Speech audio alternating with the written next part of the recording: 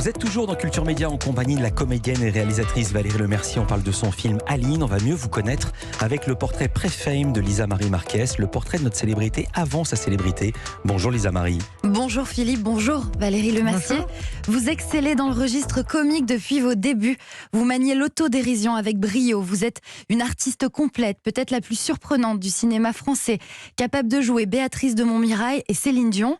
Vous avez déjà reçu 3 Molières et 2 Césars, mais comment en êtes-vous arrivé là? On va rembobiner et revenir sur ce qui vous est arrivé avant d'être célèbre. Oui. Valérie Lemercier, vous êtes née à Dieppe et vous avez grandi à Gonzeville, un village de 200 habitants dont le maire est votre papa, qui est agriculteur et cultive notamment du lin, du blé, de la betterave.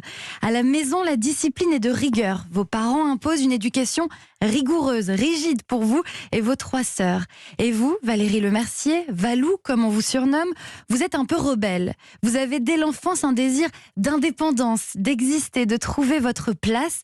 Dans votre chambre, il y a un grand placard et vous aimez vivre dedans. Ah oui, c'est vrai. Ouais. C'est vrai, il était très grand. J'étais pas très grande, mais j'ai toujours eu besoin d'avoir un placard. Attendez, c'est pour cela que vous faites dire à Aline, votre héroïne, je veux retourner dans mon placard? Elle dit dans mon tiroir. Tiroir, vous avez parce raison. qu'il se trouve que Céline petite, elle dormait dans un tiroir. Incroyable. Il y avait pas, voilà. Mais oui, je comprends très bien qu'on veuille retourner dans son tiroir. Petite, vous faites aussi des frayeurs à vos parents en quittant la maison pour vous cacher, et quand vos parents vous cherchent et vous appellent, vous ne répondez pas. Ah oui? Oui. Se cacher est un plaisir, mais ne pas être retrouvé une catastrophe. Donc, on m'a retrouvé quand même. Mais c'est vrai, j'aimais bien faire des fugues. Je faisais beaucoup de fugues. À la maison, il n'y a pas de télévision, alors vous lisez. On vous donne un livre sur Michel Simon que vous connaissez par cœur. Vous adorez le fait qu'il préfère la compagnie d'un singe à celle des hommes et vous le trouvez beau. Vous aimez aussi Mistinguett, la chanteuse, les revues, le côté musical. Sur cette terre, ma seule joie, mon seul bonheur, c'est mon honneur. C'est revisité. Ça, c'est pas tout à fait Mistinguett, ça. C'est une version revisitée. Oui, parce que là, moi, on pensait entendre Mistinguett et repartir en enfance, on n'y est pas du tout. Je pense que c'est... Non. Et lorsque vous apprenez que Mistinguett, qu'elle mange une pomme de terre le matin, vous faites pareil. Oui, parce qu'en fait, il ne faut pas avoir faim pour maigrir. Et en mangeant des pommes de terre, je me suis aperçue, les pommes de terre de Mercier, les pommes de terre de qualité, je me suis aperçue qu'on n'avait pas d'hypoglycémie. Donc voilà, moi je prends tous les petits conseils. Il y a une autre actrice je marquais, elle s'appelait Marquet, elle coupait des petits papiers en plein de morceaux, elle les ramassait un par un. C'est de la gymnastique bon marché. Voilà. J'aime bien les petits trucs comme ça. Du côté de votre scolarité, Valérie Lemercier, déjà l'école est loin. Vous vivez à la campagne et vous marchez chaque jour 4 km pour la rejoindre et rentrer à la maison. À partir du lycée, vous êtes en pension au lycée Jeanne d'Arc de Rouen, mais vous n'aimez pas du tout la nourriture qu'on y sert, alors vous vous nourrissez de bonbons rouges et verts. À partir du oui, c'est vrai. On m'appelait, c'est celle qui mange pas, parce qu'en fait j'étais très très dégoûtée par les grands bacs de langue avec de la sauce, et je prenais un morceau de pain et je partais, et donc je mangeais. Je me suis nourrie, c'est vrai. Je me demande comment j'ai grandi, mais je me suis nourrie de bonbons pendant toutes ces années de pension. Je mangeais que ça. Juste à côté du lycée, il y a le conservatoire de Rouen que vous intégrez. Vous suivez les cours du professeur d'art dramatique Jean Chevrin. Ouais. Et il ne sait pas trop où vous caser parce que vous êtes déjà inclassable. Parfois, vous séchez quelques cours, alors le professeur vous reproche de venir en touriste.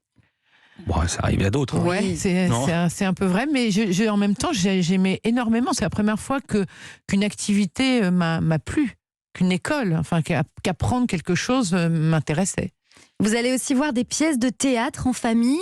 Alors autant les classiques comme Ionesco, ça ne vous plaît pas toujours, autant lorsque vous découvrez le théâtre contemporain et l'humour absurde de la pièce Lapin chasseur de Jérôme Deschamps, vous y retrouvez surtout la réplique lorsqu'il sort des toilettes et qu'il dit « il n'y a plus de pousse-mousse ». Oui, il n'y a plus de pousse-mousse.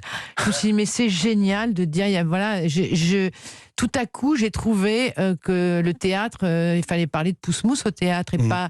Voilà, moi, par exemple, évidemment que j'aime Molière, mais je ne me sens pas indispensable de jouer des classiques. Je trouve ça bien de jouer des choses modernes, des choses d'aujourd'hui et de parler d'aujourd'hui. C'est à partir de là que naît votre vocation pour la comédie.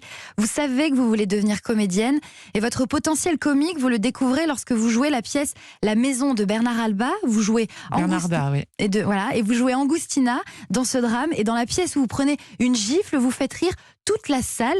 Vous comprenez, Valérie Lemercier, que vous avez un don, celui de faire rire, et que c'est un véritable pouvoir. Oui. Après le lycée... Pardon. Non, allez-y. Après le lycée, vous quittez la Normandie, direction Paris. Vous vous installez dans une chambre de bonne, sans toilette, mais vous vous y sentez bien. Sans eau, oui. Sans eau même. Sans eau, wow. Sans eau, sans toilette.